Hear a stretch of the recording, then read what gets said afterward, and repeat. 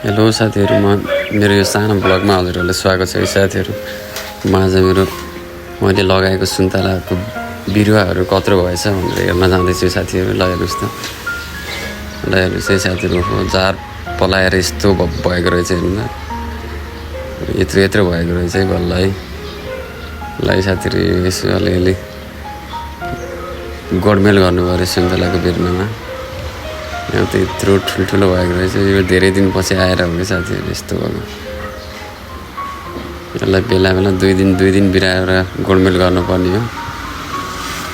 म चाहिँ नआएको 10-12 दिन भएको थियो, अनि त्यही भएर यति माथि जारहरू पलाएको रहेछ। र यसो यतातिर झनै बढी पलाएको रहेछ। ल यसो गोडमेल गर्नु पऱ्यो, के गर्ने हो।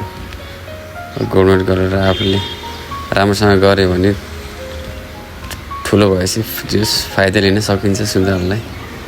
सुन्तलाबाट हामीले राम्रो फल्यो भने, राम्रो गोडमेल गरेर राम्रो बनायो भने, मलजल पनि बेसी केयर गर्नुपर्छ साथीहरू। यसलाई यत्रो भएछ।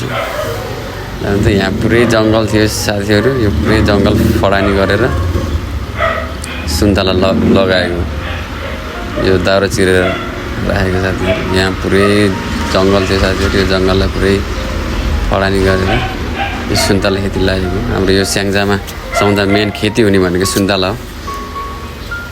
त्यही भएर सबै जङ्गल फाड्दै सुन्तला लगाउँदै गरेको। अब यो अहिले हामीले राम्रोसँग केयर गऱ्यो भने यस भविष्यमा केही फाइदा लिन सकिन्छ है साथीहरू। व्यावसायिक रूपमा पनि राम्रै हुन्छ। सुन्तलालाई राम्रोसँग हुर्काउन सकियो भने। यहाँबाट के त स्याङ्जा प्रगति नगर घुम्दै पनि देखिन्छ है साथीहरू। ल हेर्नु, हाम्रो यो उसबाट गाउँबाट।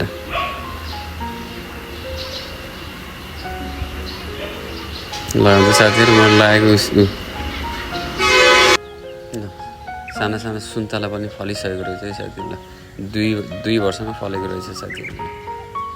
मिहिनेत गर्नुपर्छ हुँदो रहेछ साथीहरू। यहाँ पुरै जङ्गल थियो, सब फडानी गरेर लगाउनु त माथि पुरै सुन्तला छ साथी। यस्तो हरियाली वन जङ्गल प्रकृतिभित्र सर घुम्न गर्दा त एकदम आनन्द हुन्छ हो साथीहरू। हेर्नु त कति हरियाली वन जङ्गल हो। अनि यो जो स्वच्छ वातावरण, आहा एकदम आनन्द लाग्छ।